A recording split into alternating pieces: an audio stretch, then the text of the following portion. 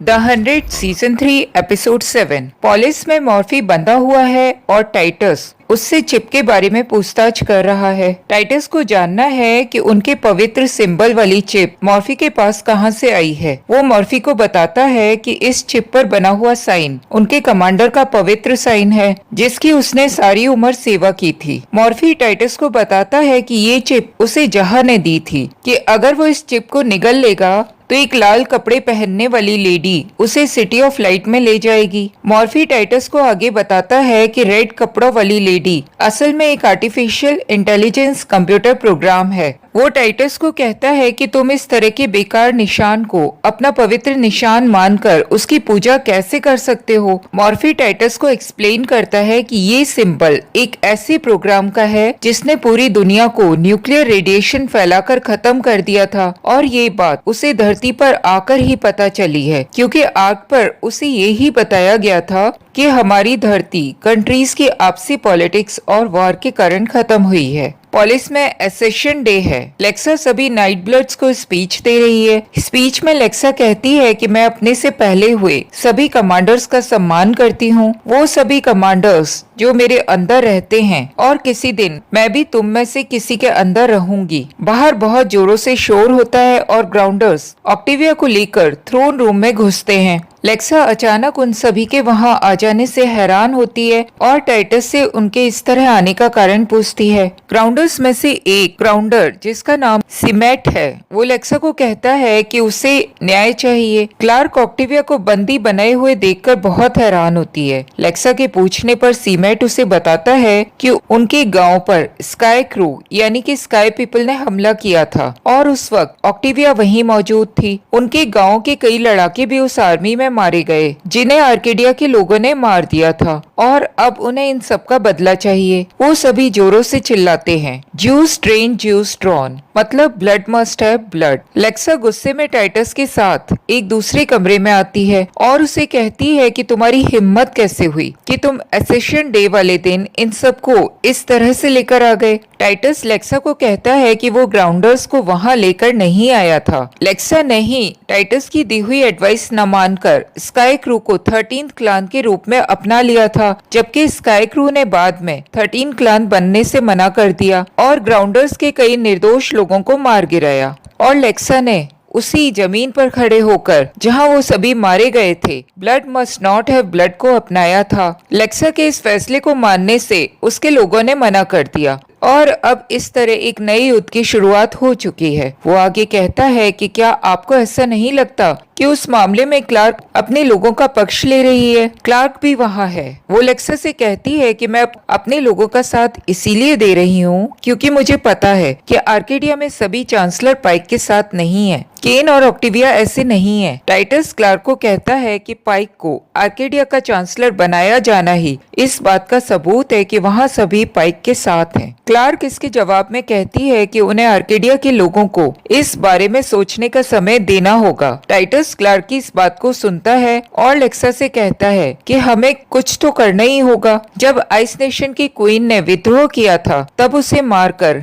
हेडा ने सभी 12 क्लान को अपनी ताकत का परिचय दिया था। 13 क्लान के विद्रोह का जवाब देने का समय आ गया है, नहीं तो 12 क्लान के सभी लोग हेडा के खिलाफ हो जाएंगे। लेक्सा थ्रोन रूम में आती है और सभी को शांत रहने के लिए कहती है। वो सभी से कहती है कि वो आज ही सभी 12 क्लान के आर्मी को बुलवाएगी और उन्हें आर्केडिया भेजेगी। उन सभी आर्मीज को अभी आर्केडिया से लड़ना नहीं है, बस उन्हें आर्केडिया के लोगों को अंदर से बाहर नहीं निकलने देना है। उन्हें चारों ओर से तब तक घेर कर रखना है जब तक कि आर्केडिया के अंदर रहने वाले हमारा साथ चाहने वाले लोग हमारे सामने आ जाएं। उसके बाद हम उन सभी के साथ मिलकर आर्केडिया का फैसला करेंगे। टाइटस सभी 12 क्लान के पास लेक्सा का ऑर्डर भेज देता है। वो लोग आर्केडिया के चारों ओर 5 माइल्स की जमीन छोड़कर उसको चारों ओर से घेर लें। और जो भी उस बॉर्डर को पार करता हुआ दिखेगा उसे मार दिया जाएगा। क्लार्क और ऑक्टेविया इस ऑर्डर को सुनकर सन्न रह जाते हैं। सीमेट लेक्सा से पूछता है कि ये जो आपने ऑर्डर दिया है ये हमारा बदला तो नहीं हुआ? स्काई क्रू ने मेरे भाई को और मेरे सभी गांव वालों को मार दिया। अगर हमारी कमांडर ही हमारी रक्षा नहीं करेगी तो कमांडर को मर जाना चाहिए। और वो लेक्सा पर अटैक करता है। उसकी इस बात को सुनकर टाइटस को गुस्सा आता है। सीमेट और टाइटस आपस में लड़ने लगते हैं जिसमें सीमेट मारा जाता है। क्लार्क ऑक्टेविया के साथ अपने रूम में आती है। ऑक्टेविया ने क्राउड में इंदिरा को देखा था। वो क्लार्क से कहती है कि इंदिरा उसे नॉर्मल नहीं दिख रही है।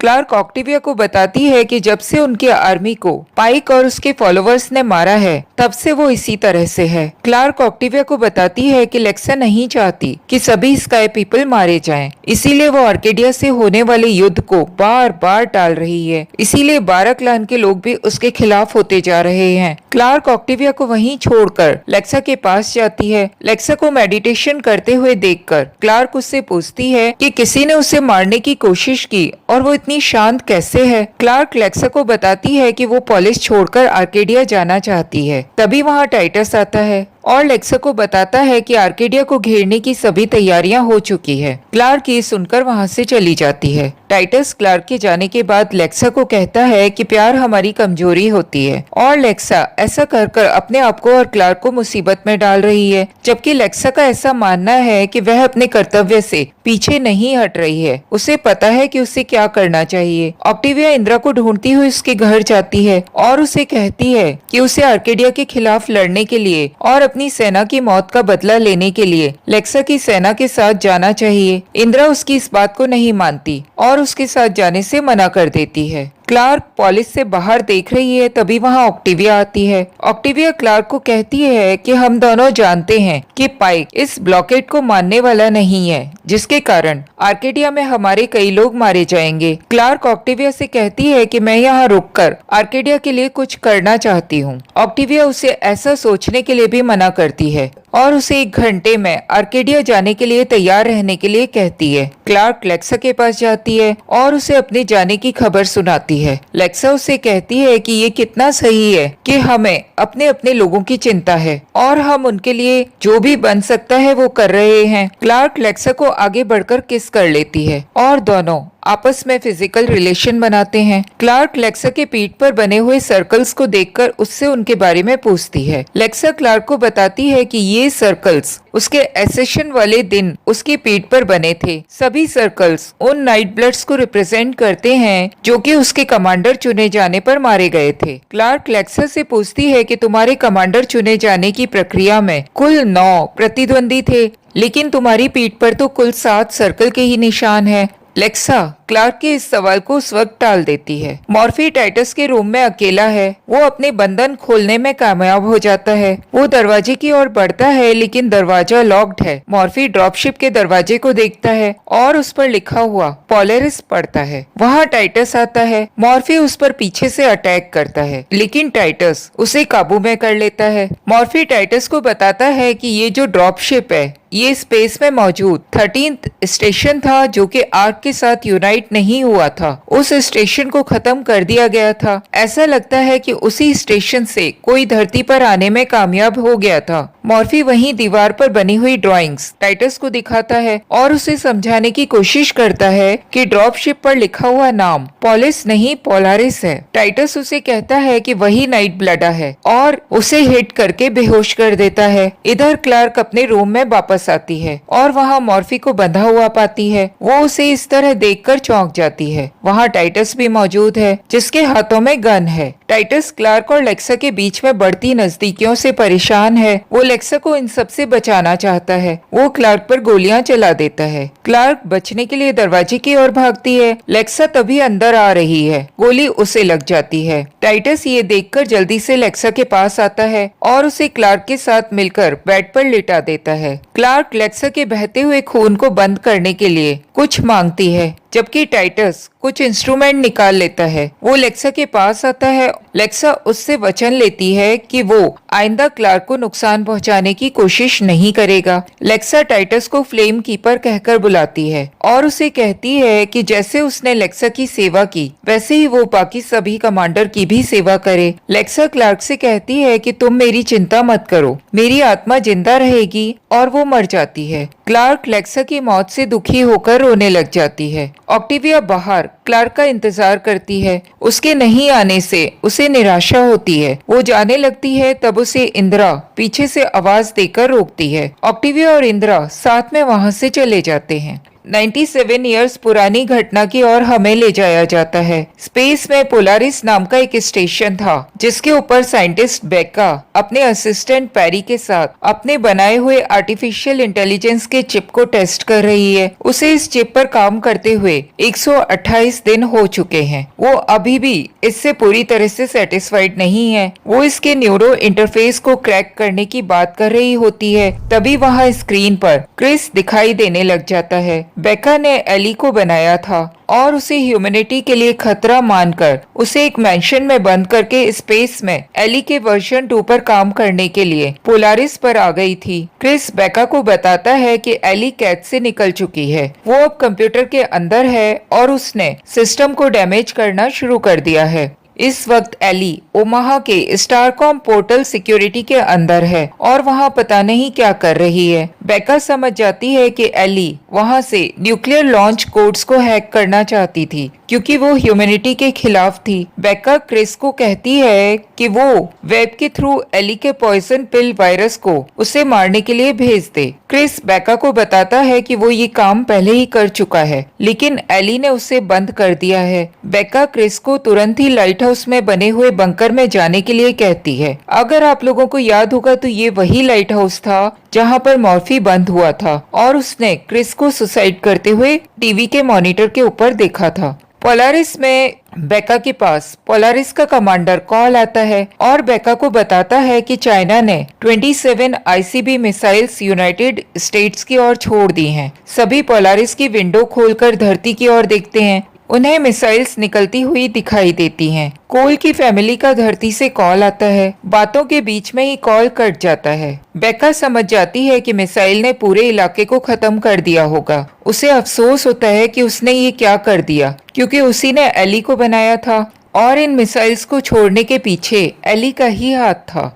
यूएस भी चाइना की इन मिसाइल्स का जवाब देता है। धरती पर चारों ओर मिसाइल्स के कारण रेडिएशन फैल जाता है। ये रेडिएशन धरती पर रहने वाले जीवों के लिए बहुत खतरनाक था, जिसके कारण धरती पर कोई भी जीवित नहीं बचा। कुछ लोगों ने रेडिएशन से बचने के उपाय किए थे, वो जिंदा बच गए थे, जिनमें से एक माउंट वेदर में रहने वाले लोग थे। धरती के खत्म होने के 2 साल बाद 2054 में बेका एक ब्लैक लिक्विड अपने अंदर इंजेक्ट कर लेती है। उसके पास ऐसे ब्लैक लिक्विड से भरे हुए बहुत सारे ट्यूब्स हैं। ये वो लिक्विड है जो ब्लड में जाकर ब्लड के डीएनए को कन्वर्ट कर देता है, जिससे बॉडी रेडिएशन में रहने के लायक हो जाए। बेका अपने नेक के पिछले हिस्से में अपनी बनाई हुई एली-2 की चिप को इंसर्ट कर लेती है। कमांडर कॉल बेका के पास आता है और उसे अपना एक्सपेरिमेंट आगे करने के लिए मना करता है। वो बेका को कहता है कि आज आर्क का यूनिटी डे है और आर्क को पता होना चाहिए कि पोलारिस पर किस तरह का एक्सपेरिमेंट किया जा रहा है। इस एक्सपेरिमेंट के एली के फर्स्ट वर्जन के कारण पूरी धरती खत्म हो गई थी। अब बेका को ये एली वर्जन 2 को खुद ही डिस्ट्रॉय करना होगा, जिसके कारण पोलारिस भी बाकी 12 स्पेस स्टेशन की तरह आर्क से यूनाइट हो सके। पैरी भी बेका को एली को डिस्ट्रॉय कर देने के लिए कहती है। बेका कमांडर को समझाती है कि आर्क के साथ यूनाइट होने वाले लोगों को नहीं पता कि उनके सामने आगे क्या क्या समस्या आ सकती है। आने वाले समय में सभी के लिए खाना, पानी और ऑक्सीजन की कमी हो जाएगी। तब सभी को बहुत परेशानी का सामना करना पड़ेगा और एली का वर्जन 2 इन सभी प्रॉब्लम्स का सॉल्यूशन है। एली का फर्स्ट वर्जन ह्यूमैनिटी को पसंद नहीं करता था, इसीलिए उसकी जरूरतों को नहीं समझ सकता था, लेकिन एली का वर्जन 2 ह्यूमैनिटी के फेवर में है। वो ह्यूमंस को होने वाली जरूरतों को पूरी तरह से समझता है। वो मानवता को चाहता है। वो आने वाली प्रॉब्लम्स को अपनी कैलकुलेशन से समझ जाएगा और उनसे हमें बचाने का काम करेगा। कॉल बेका की किसी भी बात को सुनने को तैयार नहीं है। क्योंकि वो एली वर्जन 1 के परिणाम को देख चुका है। वो पेरी को आदेश देता है कि उसे एली वर्जन 2 के सभी प्रोटोटाइप्स और उसके सिस्टम की हार्ड ड्राइव दे दी जाए, जिससे वो इसे डिस्ट्रॉय कर सके। बेका उन दोनों को लैब से बाहर निकालकर लैब का दरवाजा बंद कर देती है। कुछ देर बाद कॉल उस लैब के बाहर आता है और बेका को बताता है उसे रशियन और चाइना स्टेशन की धमकी का मैसेज मिला है कि अगर उन्होंने जल्दी ही एली वर्जन 2 को डिस्ट्रॉय नहीं किया तो वो लोग इन्हें मार गिराएंगे। ये वही समय है जब बेका ने एली वर्जन 2 को अपने नेक के पीछे इंसर्ट किया था। बेका का ब्लड उस सीरम को इंजेक्ट करने के कारण डीएनए में हुए बदलाव से काला हो गया है। ये ब्लड ह्यूमन बॉडी को रेडिएशन से लड़ने की इम्यूनिटी दे देता है। उधर कॉल के पास सिर्फ 60 सेकेंड्स ही बचे हुए हैं उस एली को डिस्ट्रॉय करने के लिए। सभी 12 स्टेशन ये नहीं चाहते कि एली का वर्जन 2 पोलारिस में रहे, जिससे जब सभी यूनाइट हों तो वो लोग सेफ रह सकें। पोलारिस के लिए काउंटडाउन शुरू हो चुका है। बेका ने एक ब्रीफकेस में ब्लैक सीरम की ट्यूब्स रख ली हैं। वो एक एयरपोर्ट में बैठ जाती है और लॉन्चिंग कोड्स एक्टिवेट कर देती है। जैसे ही बेका पोलारिस से निकलती है उसी वक्त अल्फा स्टेशन द्वारा छोड़ी गई मिसाइल पोलारिस को लगती है और पोलारिस में ब्लास्ट हो जाता है। बेका टाइम से वहां से निकलने में कामयाब हो चुकी है। बेका का पोर्ट धरती पर उसी जगह रुकता है जिसे आज पोलिस के नाम से जाना जाता है। बेका का सिस्टम उसे वार्न करता है कि बाहर रेडिएशन लेवल बहुत हाई है, लेकिन फिर भी वो अपना हेलमेट उतार देती है। बेका को वहाँ कई लोग हैजमेट सूट पहने हुए दिखाई देते हैं। वो उन्हें चिल्लाकर कहती है कि वो यहाँ उनकी मदद के लिए आई है। लेक्सा के मरने के बाद टाइटस रिचुअल्स को पूरा करने लग जाता है। वो लेक्सा के ब्लैक ब्लड को अपने माथे पर लगाता है और क्लार्क को एक और हटने के लिए कहता है। वो लेक्सा के पास आता है और उससे कहता है कि तुम्हारी फाइट पूरी हुई, लेकिन कमांडर की फाइट अभी जारी रहेगी, और लेक्सा को उल्टा कर देता है। मॉर्फी को वहाँ से जाने की जल्दी है। वो क्लार्क को वहाँ से जल्दी चलने के लिए कहता है, लेकिन टाइटस को रिचुअल्स करते हुए देखकर क्यूरियोसिटी से रुक जाता है। क्लार्क भी टाइटस को बहुत हैरानी से देख रही है। लेक्सा के गर्दन पर इनफाइनाइट का साइन बना हुआ है और स्टिचेस के निशान है। टाइटस उन स्टिचेस को स्केपल से काटता है और उसके अंदर से इनफाइनाइट साइन का चिप अपने आप बाहर निकलने लगता है, जिसके चारों ओर बहुत सारे थ्रेड्स निकले हुए हैं। वो चिप एक्टिवेट है। टाइटस उसे कुछ बोलकर इनएक्टिवेट कर देता है। मॉर्फी उसे देखकर कहता है कि ये तो एक और आर्टिफिशियल इंटेलिजेंस है। क्लार्क को कुछ समझ नहीं आ रहा, जबकि टाइटस उस चिप को फ्लेम कहता है और उसे कमांडर की आत्मा कहकर एक डिब्बे में डालकर बंद कर देता है। वो लेक्सा की बॉडी को उठाता है और बाहर से गार्ड्स को बुलाकर उन्हें नए उत्तराधिकारी चुनने की प्रक्रिया को शुरू करवाने के लिए कहता है। जाते जाते गार्ड्स क्लार्क और मॉर्फी को वहीं लॉक कर देते हैं।